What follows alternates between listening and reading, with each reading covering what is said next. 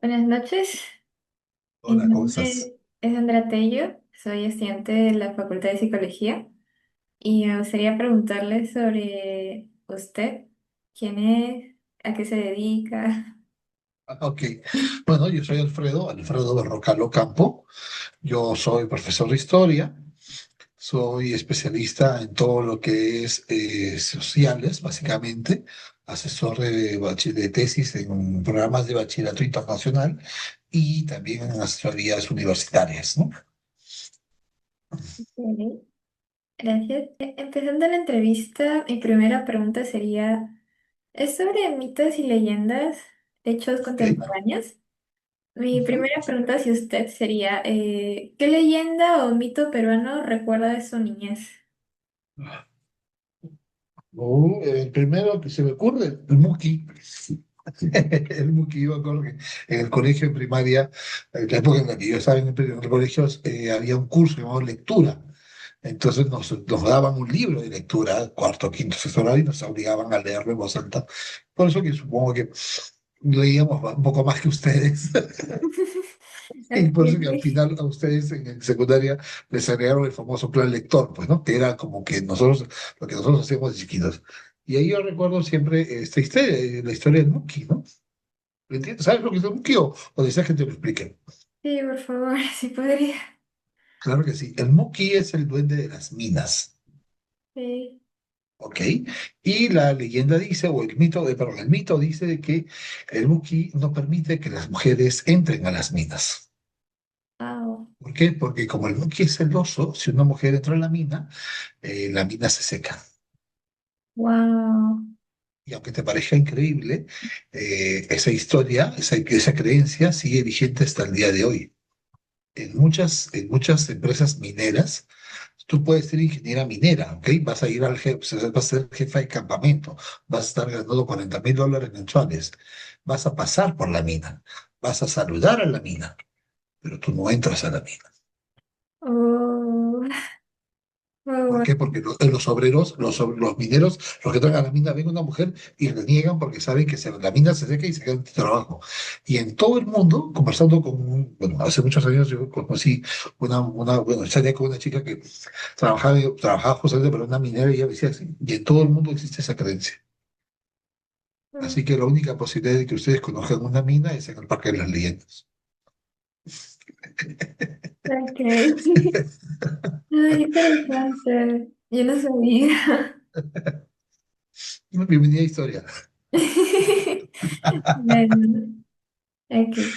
La siguiente pregunta sería, ¿cómo usted cree que estas leyendas influyen en nuestra identidad cultural?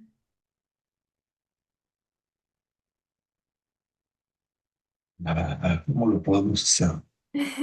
Recuerda que las leyendas hablan sobre hechos reales, ¿ok? Hechos reales, claro, adornados, ¿no? Con algunas historias, con algunos actos más asombrosos, pero lo que se busca a través de estas leyendas, a través de la enseñanza o del estudio de las leyendas, es ir forjando nuestros valores como sociedad. ¿Ok? Y nosotros tal vez no tenemos leyendas más contemporáneas, pero lo más cercano a nosotros, en cuanto si se puede considerar leyenda, serían los héroes del Pacífico. Porque si te has dado cuenta, cuando tú estabas en el colegio en primaria, nos enseñaron a todos la biografía de Grau, de Cáceres, de Bolognesi, de Quiñones, ¿correcto? ¿Y qué es lo que resaltamos todos? Su amor por el país, su entrega hacia el país, ¿no?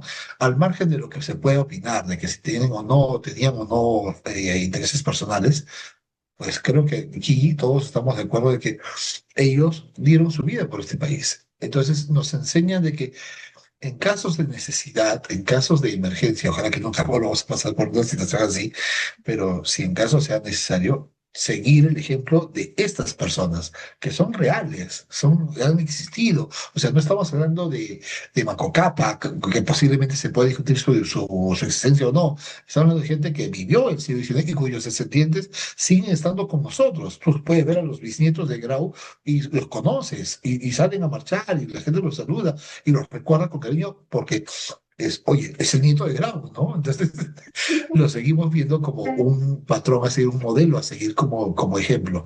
Y lo que tú y yo, y lo que todos en este país hacemos el 7 de junio, por ejemplo, que es el Día de la Bandera, no recordamos la derrota de Bolognesi, y ahí viene el problema con muchas personas de que, ¿por qué recordamos derrotas? No es que no recuerdas la derrota, recuerdas lo que Bolognesi dijo. Porque cuando él dice que tiene deberes sagrados que cumplir, no solo lo dice a él, nos lo ha dicho a nosotros. Y tú y yo y todos aquí, el 7 de junio, aun sin que nos demos cuenta, renovamos ese compromiso de que cuando la patria lo necesite, todos tenemos que ser capaces de dar nuestra vida por nuestro país. Entonces es un factor de cohesión nacional. Las leyendas, en el caso nuestro, no son leyendas, son las biografías de estos héroes, pero nos sirven como un factor de unidad nacional, un factor de qué tipo de país queremos, ¿no? ¿Qué tipo de sociedad queremos? Ok, queremos ser como Grau, queremos ser como Borghesi en situaciones determinadas, ¿no? Como tercera pregunta sería, ¿qué mito o leyenda cree usted que representa a nuestra capital limeña?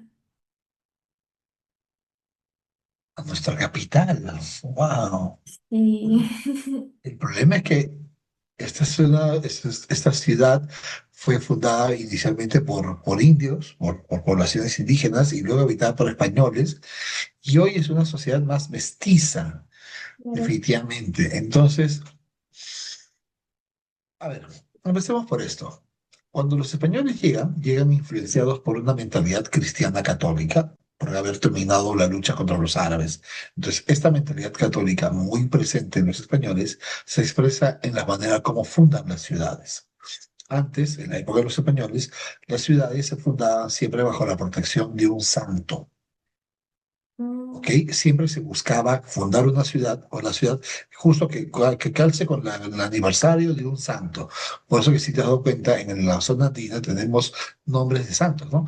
ujú. Esto, Santiago Apóstol, ¿cuál es la festividad del pueblo? La festividad del santo, ¿no? Entonces, el aniversario del santo es la festividad del pueblo. Entonces, cuando llegaron a Lima el 6 de enero.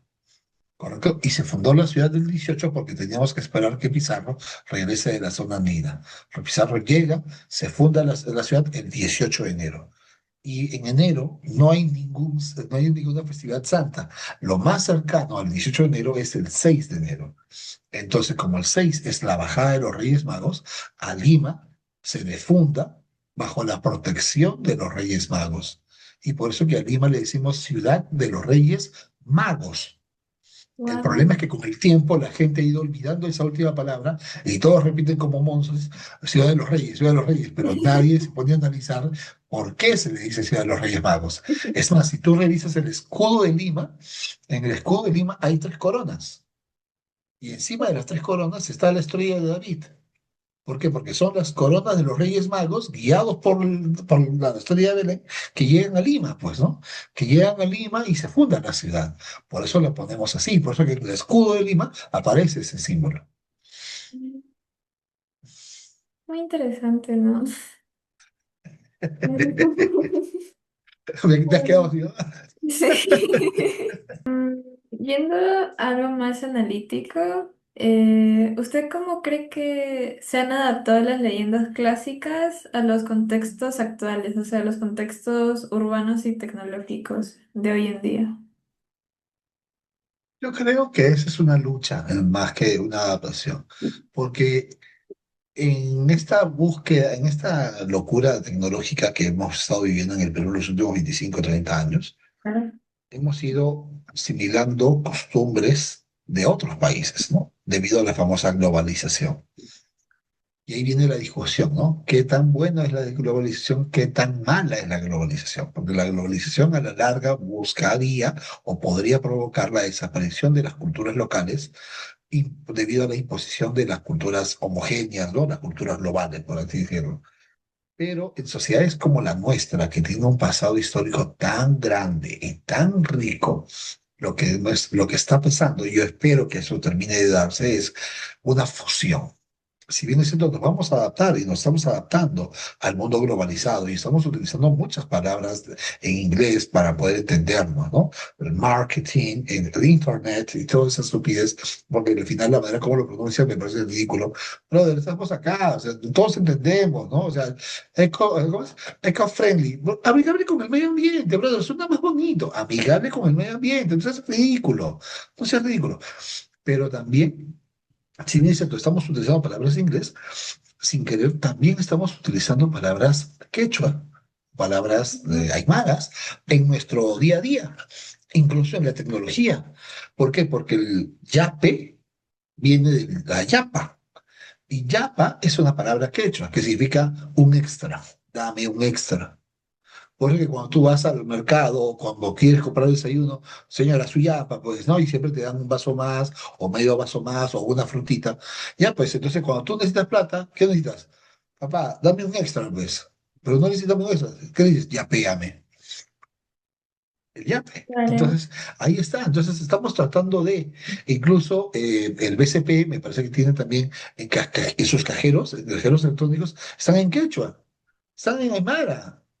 Y qué bacán, o sea, estamos integrando a la sociedad y el Google también. Hay buscadores de Google en quechua, en aymara y en otros idiomas nativos. Entonces, busquemos formas de integrar nuestro pasado, nuestra riqueza cultural con la tecnología. Es difícil para las sociedades selváticas. ¿Por qué? Porque son sociedades ágrafas claro, y toda la tradición es oral. El problema es que debido a la migración, debido a la influencia de la globalización, las generaciones más jóvenes rechazan la cultura de los padres, rechazan el idioma de los padres y no quieren hablar el dialecto de los padres por temor a ser discriminados aquí en Lima. Entonces dejan de hablar las palabras de sus padres, del idioma, y al dejar de hablar el idioma, dejan de practicar costumbres y tradiciones. Y eso se puede perder. Y entonces, una forma de recuperarlo es demostrarlo que no, pues, de que no está mal y que deben ser más que nada orgullosos de y fusionarlo con lo actual. Un ejemplo perfecto es Renata Flores. ¿Tú has sido del Cusco? ¿Sabes quién es? sí, ¿O pero has oído hablar de ella? eh, ¿Ya? Canta en quechua. sí, es Reggaetón en quechua o hip hop en quechua, me parece, ¿no? O trap, no sé cómo es, en quechua, y es perfecto, tú lo escuchas y qué genial, pero también qué vergüenza. ¿Por qué? Porque yo no sé quechua. O sea, me parece, no sé quechua ya, pero lo veo y me parece genial.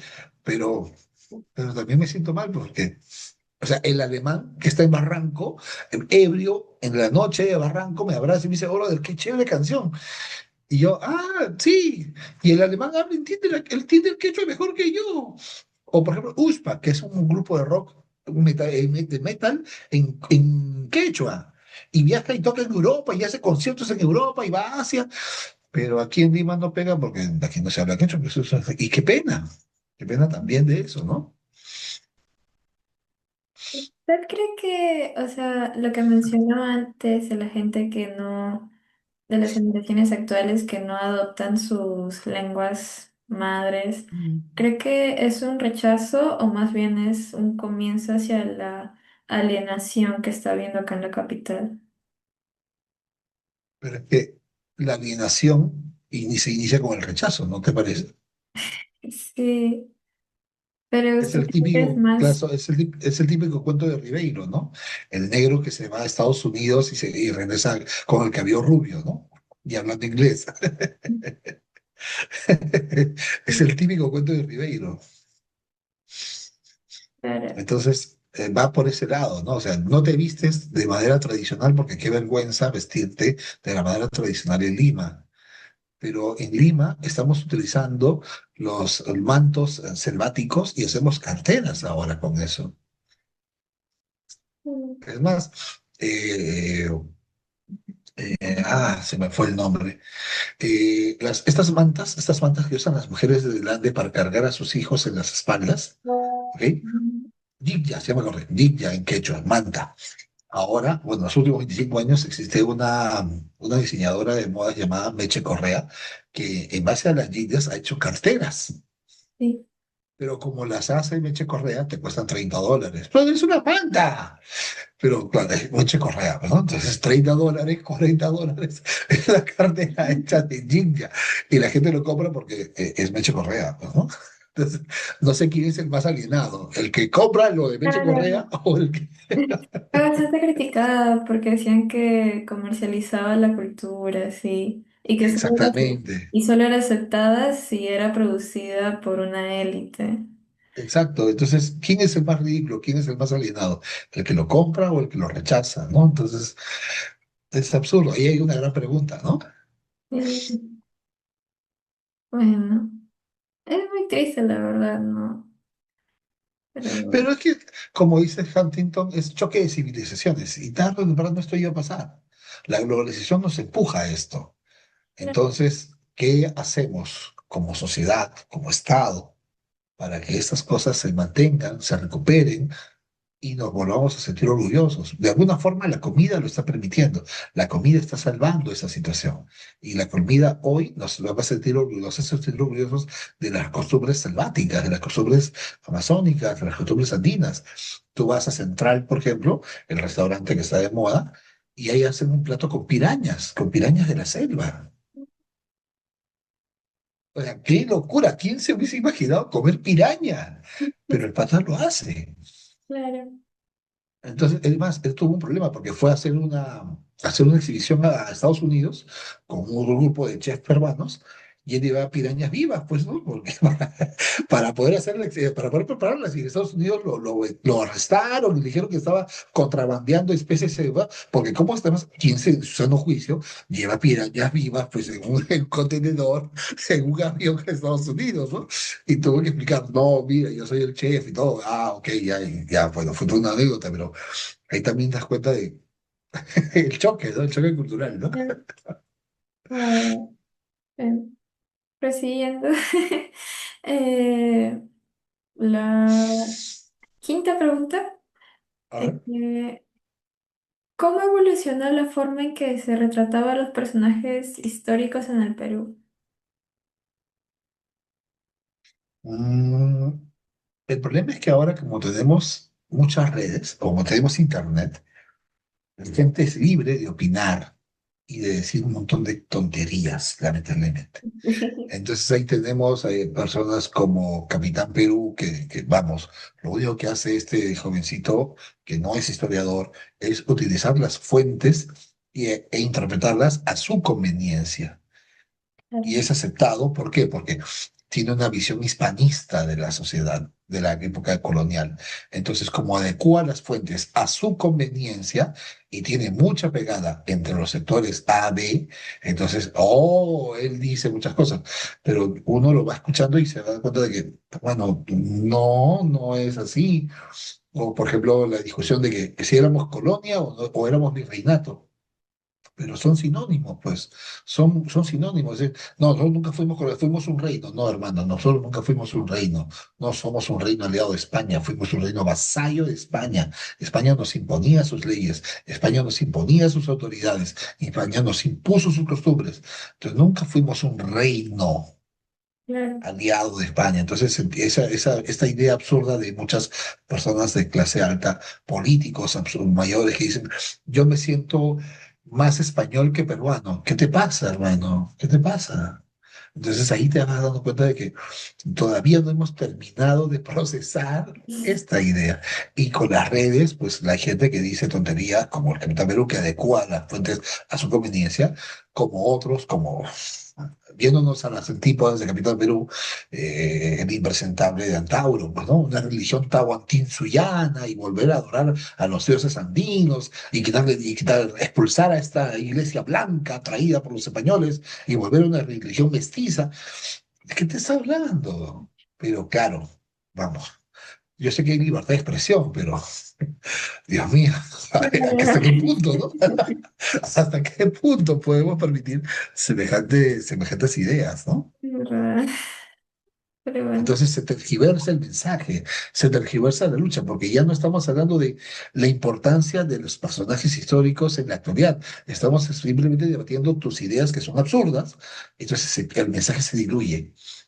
Y a la larga estamos diciendo, no, tú estás mal. Entonces, pero no estás, o sea, vamos al mensaje y el mensaje se pierde porque utilizan el facilismo, la etiqueta fácil, ¿no? Ah, tú eres blanco y por tanto, como tú eres blanco, tú eres español o eres hispanista y para ti es invasión, para ti es descubrimiento y no es invasión, y como que soy mestizo y soy color Jorge Luna, debo decir que es invasión. Pero ¿por qué? ¿Por qué? ¿Por qué? ¿Por qué seguir con esta mentalidad colonial de blancos, marrones, o que yo soy color marrón? ¿Qué cosa? Es absurdo, pues somos mestizos en este país, ¿qué onda? Pero lamentablemente nadie se reconoce como mestizo y ese es el gran problema, pues porque si no sabemos qué somos como sociedad, ¿cómo diablos podemos pensar qué queremos ser si ni siquiera sabemos lo que somos? Claro, muy bonita reflexión. Y es muy cierto. Es una pena que, o sea, pese a todo el acceso, como usted dice, a internet, como que se tergiverse tanto en lugar de ser una herramienta de mayor conciencia. Pero ya, bueno. Y ahí esa es la labor de ustedes, pues ahora. Y de verdad, porque mi generación ya está de salida. Mi Bueno, generación, yo en 10 años voy a estar en la playa, vamos en a mi entrar. casa, pero y ahora ustedes, Vamos a y ustedes son entrar. los que van a tener que enfrentar esta situación ahora. Sí. No, pero igual, bueno, entre ahí. O sea, sí, ha habido amistades en las que sí hablamos de esos temas, ¿no? Pero por otra parte todavía hay personas que todavía, o sea, hay como, no es racismo de por sí, pero son comentarios microrracistas. O sea, está tan normalizado, está tan arraigado y de verdad y ni siquiera, es como que ni siquiera se dan cuenta que está mal. No ven el Exactamente. problema, es lo más triste. Exacto, exacto. La otra vez estábamos, por ejemplo, salimos con unos amigos a un bar en Miraflores y una amiga trae a su novio y su novio dice, pero ¿tú crees que me acepten? No entiendo. ¿Cómo te van a aceptar que se me vas al examen? ¿Qué cosa? No, es que como soy marrón, ¿tú crees que me acepten en este bar? Entonces yo no sabía si golpearlo, me estaba volviendo una llama para escupirlo. ¿Qué te pasa, hermano? Y yo no sé quién golpear más, si a este sonso o a mi amiga por estar con el Pero es sonso. eso, sí. O sea, le digo, ¿y en serio estás con él? O sea, ¿cómo puedes estar con alguien que sea así, que tenga esa imagen suya, ¿no? Que, ay, es que seguro, como soy marrón, me están mirando. Y, Dios mío, cántate, ¿qué te pasa? Entonces ya, de verdad, me aburrí, o sea, por suerte él solito se fue, porque, y luego le dije a mi amiga, de verdad, o sea, te voy a golpear, perdóname, pero te voy a golpear, ¿no? Pero sí o no, es que es absurdo. ¿Cómo alguien que se supone que es medianamente inteligente, que ha ido a la universidad, que ha razonado, puede comportarse así? O sea, yo lo acepto de alguien que no tenga educación, pero el brother estudió medicina. Es más, es médico. Y actuando así, o sea, wow, qué decepción como intelectual, ¿no? O sea, y una decepción intelectual. Puede ser un gran médico, no lo dudo, pero intelectualmente hablando no tiene nada detrás. Muy pobre, claro. Ujú. Exacto. Mm, pero sí, cuando esperemos cambiar para bien. Ustedes, pues ustedes son los que tienen que hacer eso.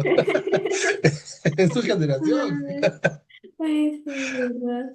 Bueno, continuando con la penúltima pregunta. A ver, En las sociedades antiguas, ¿cuál cree usted que era el propósito principal de difundir estos mitos? O sea, si... igual, formar conciencia nacional, conciencia de nación, ¿ok? Esa es la función principal de los mitos. Por ejemplo, en España existe la idea del Mio Cid.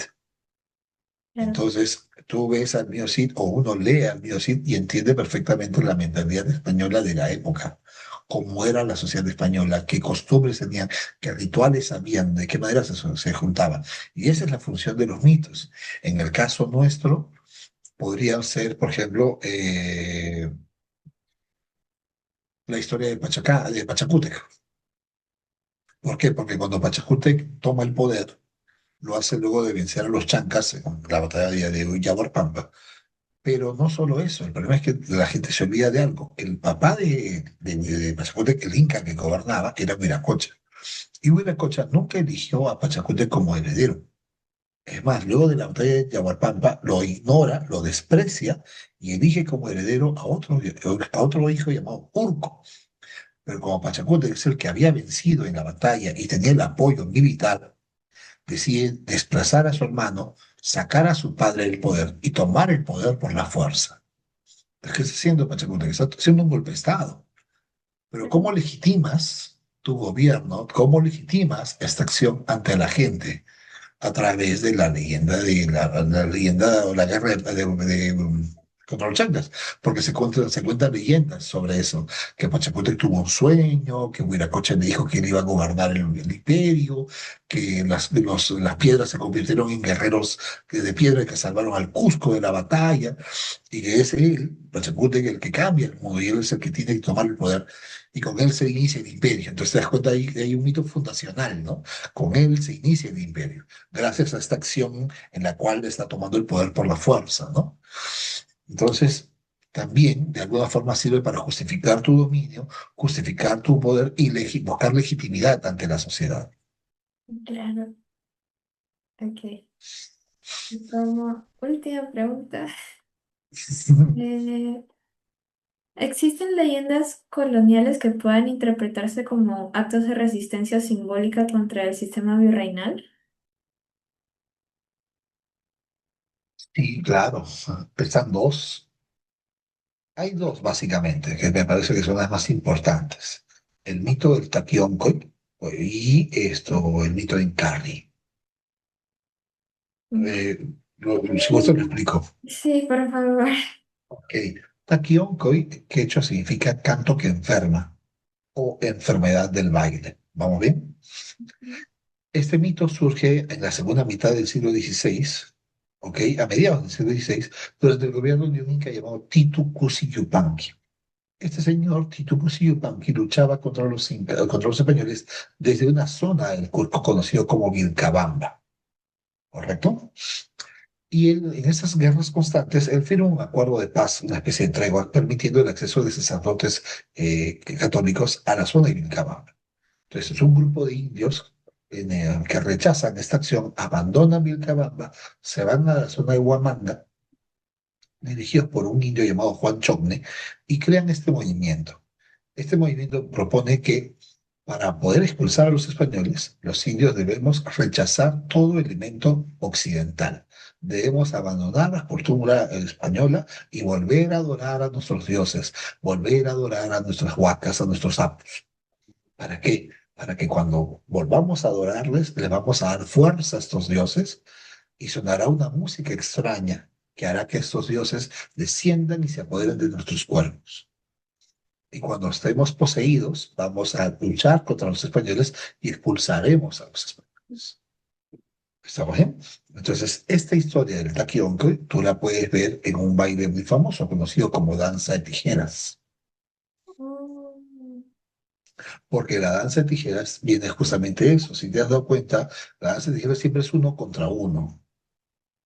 Y el uno le va a probar al otro que su apu es más poderoso que el suyo. Por eso que los bailes no duran 10 minutos, duran hasta 3 días seguidos. Y cada vez hacen cosas más fuertes, cada vez más exigentes. Incluso hay gente que se perfora las mejillas con la tijera o se inserta la tijera en la lengua. Y lo más increíble de todo es que no sangran, Mm. no sangran. Y pueden, incluso mastican vidrio. Hay gente que muere, obviamente, pero si mueren es porque su apo fue derrotado por el apo del otro. Wow. Porque si tú te acuerdas, cuando suena la música de Danza de Tijeras, es un sonido muy peculiar, la música de Danza de Tijeras. Por eso es canto que enferma, porque cuando suena la música, tú eres el poder.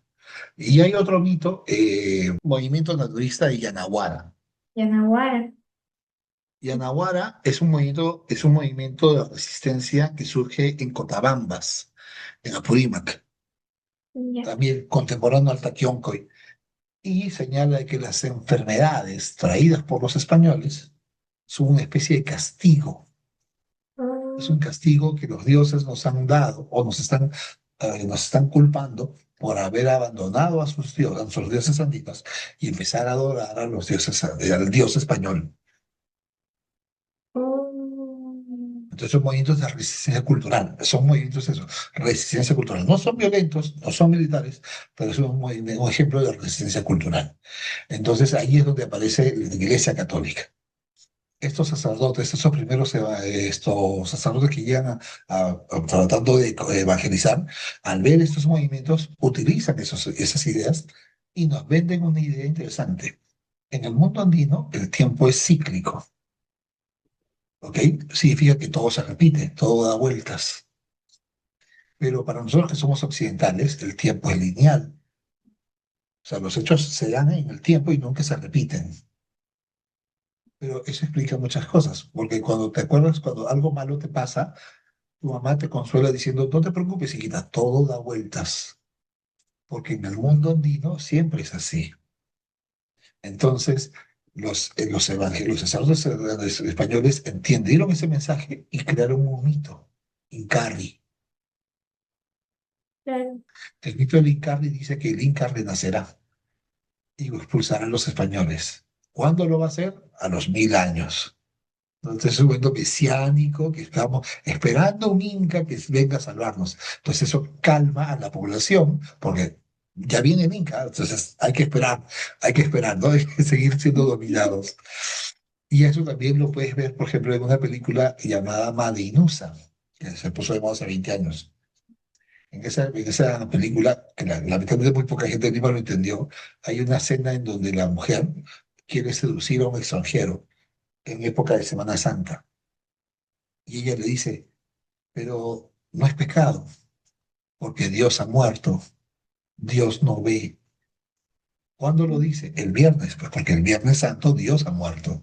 Entonces, como Dios ha muerto, ese día tú eres libre de hacer lo que te quede la gana, porque Dios no ve. Entonces no hay pecado, no hay pecado. Por eso ella dice, no, no te preocupes, es es Viernes Santo, Dios no ve, no hay pecado. Y lo seduce para que le engaña y lo engaña para que lo libere y pueda escapar. Por eso mucha gente dice, ay, es una película horrible. Pero entiende el mensaje, el concepto es muy interesante, es muy antropológico, ¿no? Es tiempo santo, porque Dios ha muerto y Dios no ve. Mm, ah, es profundo. Bueno, con eso ya habríamos finalizado. Ok, gracias, Andrea. Muchísimas gracias a usted por No las te preocupes. bellas respuestas y todo. Muchas gracias por su tiempo. Ok.